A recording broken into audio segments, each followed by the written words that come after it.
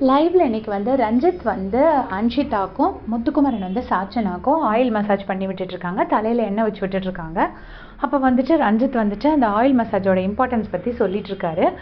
அப்போது இது வந்து பிரெயின் செல்ஸ்க்கெல்லாம் அவ்வளோ புத்துணர்ச்சி கொடுக்கும் அப்படின்னு சொல்கிறாங்க. நிறைய நர்வ்ஸ் வந்து தலைக்கு போகும், இது வெறும் ஹேர் கேர் மட்டும் இல்லை அப்படின்னு சொல்கிறாங்க. உடனே முத்துக்குமரனும் சொல்கிறாரு, எல்லா நேரமுமே அங்கே தானே இருக்குது, மூலாதாரமே அங்கே தானே, மெயின் இதுகள் எல்லாமே தலையில் தானே இருக்குது, அதனால் கண்டிப்பாக இது பண்ணணும் அப்படின்னு சொல்லிட்டு முத்துக்குமரனும் எக்ஸ்பிளைன் பண்ணுறாரு. எல்லாமே சரிதான் முத்துக்குமரன், நீங்கள் பண்ணுறது வந்து இந்த பாம்புக்கு பால் வார்த்த கணக்கு தான் சாச்சனாக்கு பண்ணுற உதவி எல்லாமே.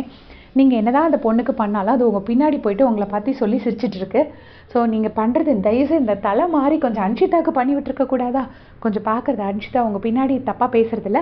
இன்றைக்கி மார்னிங் பேசும்போது கூட நீங்கள் கேம்னு திங்க் பண்ணுறீங்க, கேமை பற்றி தான் ஃபுல்லாக திங்க் பண்ணுறீங்கன்னா உங்களை பற்றி வந்து ஒரு பிளேயராக தான் ஒரு ரிவ்யூ கொடுத்துருப்பாங்க, உங்களை பற்றி நெகட்டிவாக எதுவுமே பேசியிருக்க மாட்டாங்க. ஸோ நீங்கள் பண்ணுறதுல ஒன்றும் இல்லை, அவங்களோட ஃபேன்ஸுக்கு அது ரொம்ப கஷ்டமாக இருக்கும் அப்படின்னு நான் நினைக்கிறேன். பார்க்கும்போது என்னடா அந்த பொண்ணு பேசிகிட்ருக்கு, விஜய் விஷால் பேசுகிறாங்க, இவங்க எல்லாருக்கும் பின்னாடி போயிட்டு இவர் ஹெல்ப் பண்ணிகிட்டே இருக்காருன்னு உங்கள் ஃபேன்ஸ் வருத்தப்படுறாங்கன்னு நான் நினைக்கிறேன். அதை தான் நான் உங்ககிட்ட சொல்கிறேன். இதே மாதிரி பிக் பாஸ் அப்டேட் செஞ்சுக்கிறதுக்கு சேனல் சப்ஸ்கிரைப் பண்ணிக்கோங்க. தேங்க்ஸ் ஃபார் வாட்சிங்.